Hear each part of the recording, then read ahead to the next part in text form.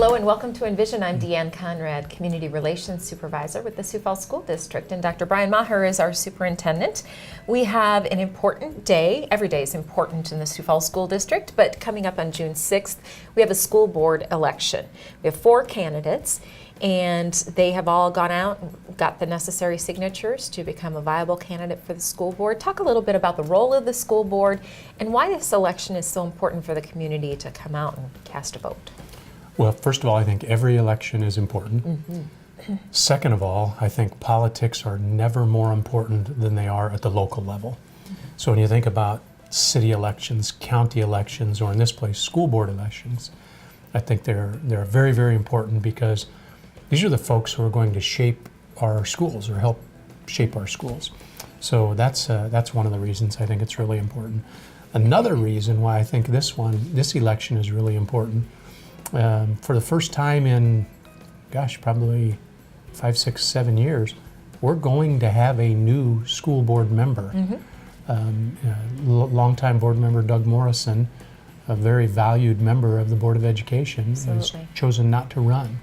So there is a vacancy, and we've got candidates lining up to fill that vacancy. Right. So when they come out and a candidate wants to continue and support the school district by running as a member or for that seat as a member, the role of the school board, you're actually, they have some authority-making power, of course, decision-making power. How there's meetings for them to attend. What's really the process of a school board member and how they operate? Yeah, well, there are a lot of things they can do to figure out what the boards do. Number one, they can come to board meetings and, and learn what the board meeting is like. Number two, they can talk to seated board members and past board members to ask them about their current experience or their past experience as a board member. A third thing that happens is I invite all of them to come in and meet with me to at least get my perspective on where the district is headed. They can either take advantage of that or not take advantage of that. I know we have candidates who are also going around to various schools to try to get a flavor of the district and figure out what it is that the Sioux Falls School District is about currently. Right. I think those are all good things to do to begin to get your feet wet, because in the end, there's no substitute for the wisdom that you get from actually being a board member. Absolutely. But there are things you can do to help prepare yourself for that eventuality. And with 24,000 students, K through 12, the hope is that people will come with a global perspective and a global interest in not just their own child's education, but generally the education of all young people in Sioux Falls, thinking about when we get them to adulthood and citizenship, those young students become better citizens in the process.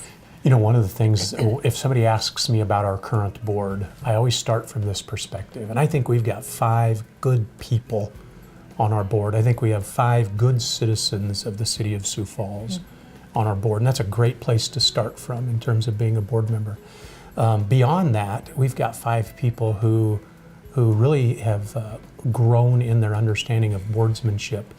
And they're a very high-functioning board today. So that'll be a piece of plugging in a new element to that one entity that has 5 parts, and work on the boardsmanship that it takes there. But one of the things I really hope for in any board that I ever serve is that we have folks who come with an independent mind, that they are independent thinkers, but they also understand what's best for the organization and the boardsmanship that is required of a good board.